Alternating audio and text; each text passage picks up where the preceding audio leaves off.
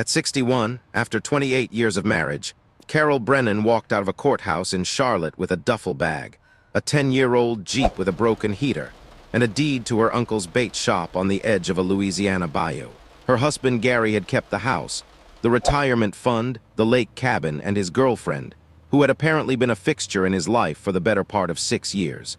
His lawyers had appraised the bait shop at $9,000 and waved it through the settlement like it was an afterthought. Carol had signed where they told her to sign and walked out into a gray October afternoon with nowhere to go. She sat in the parking lot for 40 minutes before she turned the key and pointed the Jeep south. 12 hours later, parked in the gravel lot of a bait shop called Richland's on the edge of Cypress Lake. She saw a light still on inside the building even though her Uncle Frank had been dead for 2 years. She got out slowly, hand on the door frame, and stood listening. The bayou was loud at night, frogs and insects and water moving somewhere in the dark. She tried the door.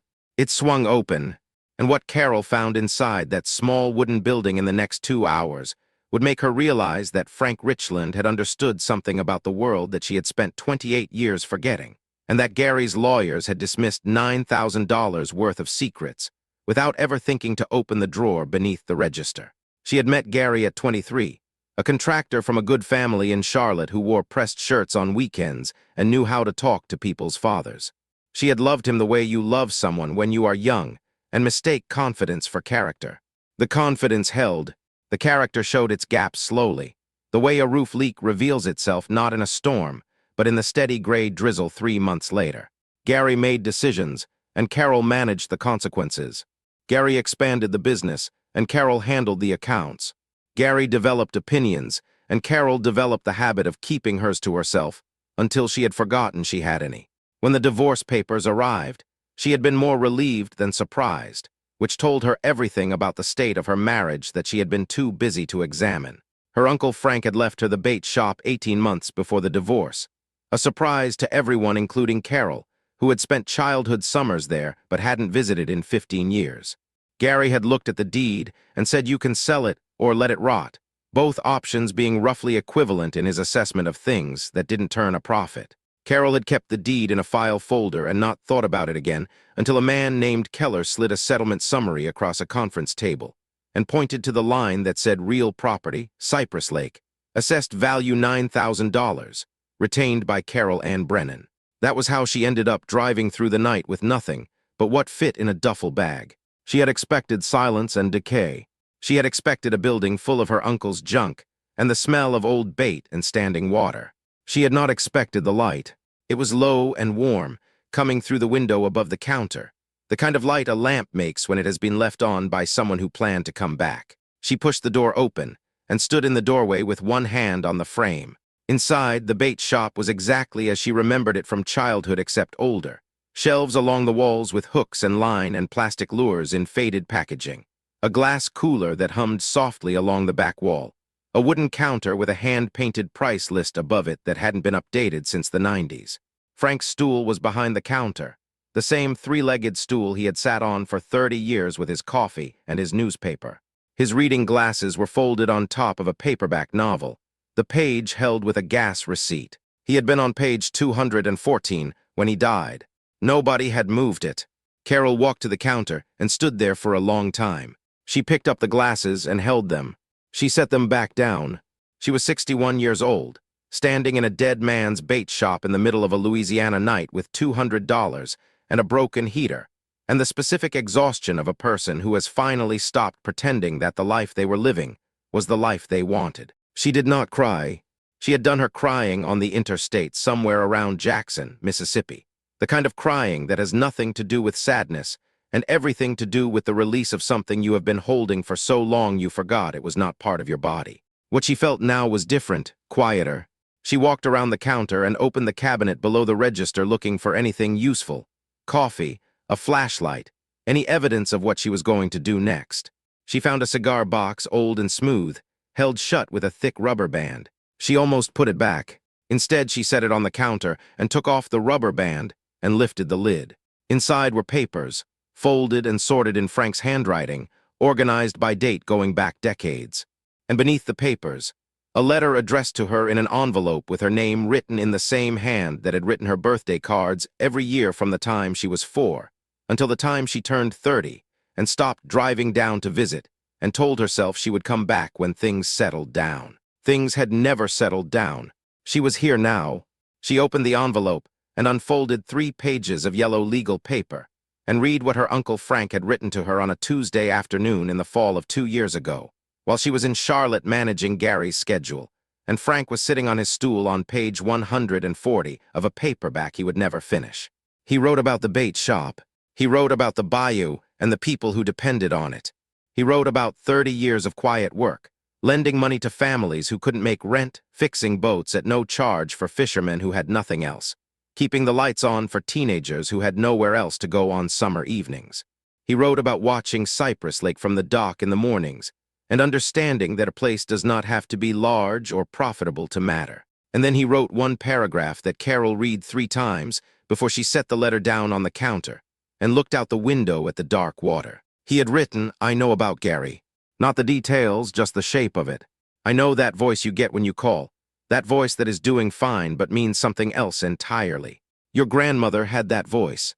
Your mother had it for a while too, before she found her way clear of it. I am not telling you what to do. I am just telling you that this place is yours, and it will hold you if you let it hold you, and I built it to last.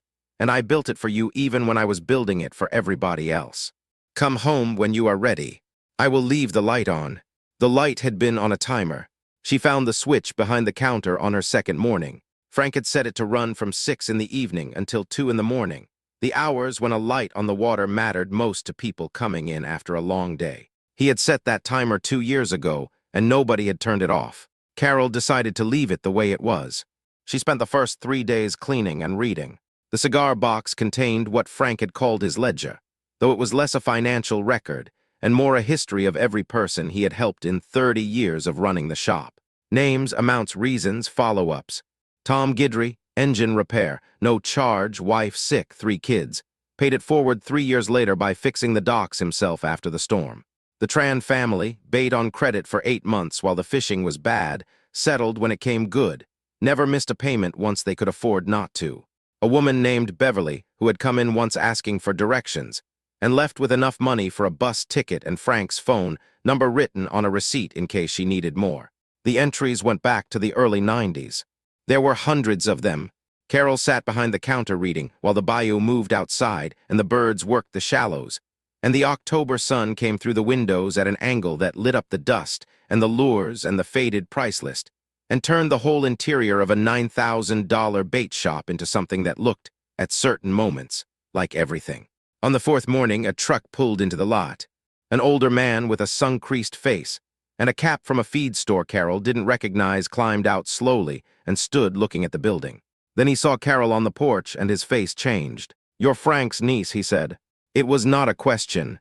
She said yes. He said his name was Dale Fontenot, and that he had fished this lake for 40 years, and had run a tab at Richlands for most of them, and had come by to settle what he still owed. Carol went inside and found the folder with his name on it. The balance was $11 from a purchase in the spring of the year Frank died. She told Dale that as far as she was concerned, the account was clear. Dale looked at her for a long moment. He said that Frank had told him once that the whole point of a tab was not the money, but the relationship, the fact that someone trusted you to come back. He said he had come back. Carol poured them both coffee from the percolator she had found in the back room and cleaned and filled that morning. And they sat on the porch and talked about Frank and the lake, and the things that had changed in 30 years on that road, and the things that had not. By the end of the week, Carol had met a dozen people this way. Regulars who had come by to pay old tabs or just to see if anyone was home. Each one left something: a bag of vegetables from a garden, a stack of firewood, a jar of honey, a hand-drawn map of the best fishing spots on the lake in different seasons. Each one told her a story about Frank. Slowly, without Carol deciding it, she began to understand what she had inherited. It was not a bait shop. It was a relationship between a man and a community that had been built over 30 years, one small act at a time. And it was still there, waiting, held in place by the people who remembered it, and the building that had not fallen down, and the light on a timer that had been running in the dark for 2 years, because Frank had understood that presence matters even when no one is watching. She called a woman named Rita who ran the closest marina, 15 miles down the road, and asked about fuel suppliers and repair accounts, and what it would take to reopen the shop properly. Rita said she had been waiting for someone to do exactly that, and gave Carol 3 phone numbers, and the name of a young man named Marcus who had worked boats on the lake for years and needed steady work. Marcus showed up the next morning in a flat-bottomed aluminum boat tied at the dock, 26 years old with quick hands and a quiet manner, and an ability to fix outboard motors that Ruth's Uncle Frank would have recognized immediately as something worth paying attention to. He looked at the shop's small repair dock and the tools in the back room, and said he could have the dock operational in a week. Carol said she would pay him what she could and build from there. Marcus said that was how his grandmother had described every job she had ever taken, and that she had ended up just fine. They shook hands on the dock with the bayou behind them and the morning birds working the cypress trees, and the smell of water and wood and motor oil that Carol had not smelled since she was 9 years old, and had not realized until this moment that she had missed. Gary sent a letter 6 weeks after Carol reopened the shop. His lawyer, the same man who had waved through the $9,000 appraisal without a second thought, had apparently been reading the local property records and had come across something that changed the arithmetic. A conservation easement running along the eastern edge of the Cypress Lake shoreline, a state designation that had been in place for 8 years, and that made the adjacent private land, Frank's land, Carol's land, significantly more valuable to certain buyers than a general market appraisal would suggest. The letter proposed reopening the settlement discussions. It used words like equitable and undisclosed and legitimate interest, and Carol read it once at the counter with Frank's cigar box open beside her. And then she called a woman named Patricia Odom who practiced law in Baton Rouge, and who drove out to the bait shop the following afternoon, and sat on the porch with Carol's coffee and Frank's ledger, and read the letter, and then read it again. Patricia said the claim was thin. She said that Gary's lawyers had commissioned the original appraisal, and that their own figure of $9,000 had been their formal assessment of the property's value at the time of settlement. She said that Frank's deed had transferred the property to Carol alone, that it had never been jointly held, that Gary had not paid $1 in taxes on it or set foot on the land during their marriage. She said that speculative future value based on a conservation easement that predated the divorce was not a basis for reopening a settlement, and that Keller and Associates knew this and were counting on Carol not knowing it. Carol asked how much it would cost to make this go away. Patricia looked at her over the rim of the coffee mug. She said that Frank Richland had once driven an hour in a rainstorm to help her father pull a boat off a sandbar, and had refused any payment, and had driven home in the dark. She said some accounts do not have a number. She filed the response that week, and the motion was dropped within a month. Gary did not contact Carol again. She heard through people who knew people that the girlfriend had moved on, and that the lake cabin had been listed for sale, and that Gary was spending more time at the office than he had in years, which was the same thing Carol had heard about him all through their marriage, and which she now understood had never been about work at all, but about the specific discomfort of a man who did not know how to be still. She did not spend time on this. She spent her time on the shop.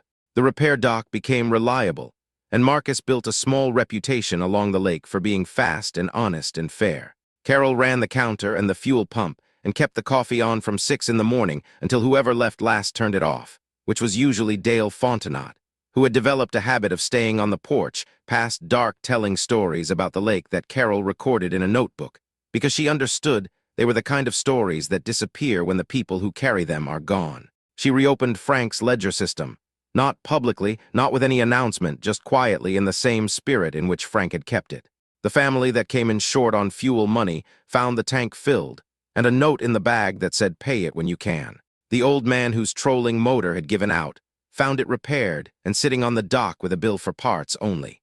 A young woman who had driven past 3 times without stopping finally came in and sat at the counter and talked for 2 hours about nothing and everything, and left with a full tank and a bag of supplies and Carol's phone number written on a receipt. Carol did not announce what she was doing.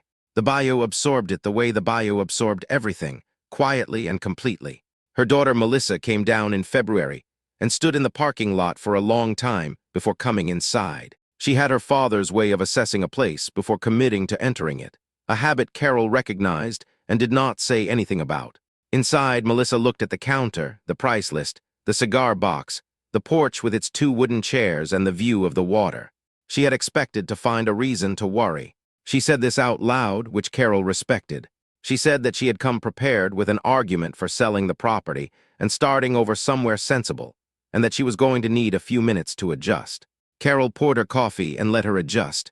By the end of the weekend, Melissa had helped Carol inventory the back room, had spent an afternoon out on the water with Marcus learning the boundaries of the property, and had sat on the porch in the dark listening to the bayou in a silence that had nothing strained about it. On the morning she left, she stood at the car and looked at the shop with the light on in the window and said, "Grandma Frank knew what he was doing." Carol said he always did. Melissa said, "So do you." She drove away and Carol stood in the gravel lot and let that sit for a moment. The particular warmth of being seen clearly by someone you love and finding that they like what they see. She went back inside and opened the shop and put the coffee on and waited for the first truck of the day to pull in off the road. It was March and the fishing season was starting and the lake was busy, and the dock was full from first light, and Carol Brennan, 61 years old with a broken Jeep heater and a cigar box full of 30 years of her uncle's quiet generosity, was exactly where she was supposed to be and had been. She understood now all along. If this story stayed with you, share it with someone who needs to be reminded that the things built with patience and love hold longer than anyone expects. And subscribe, because every week we bring you the women who prove that the life you find on the other side of loss is not a consolation prize. It is the whole point.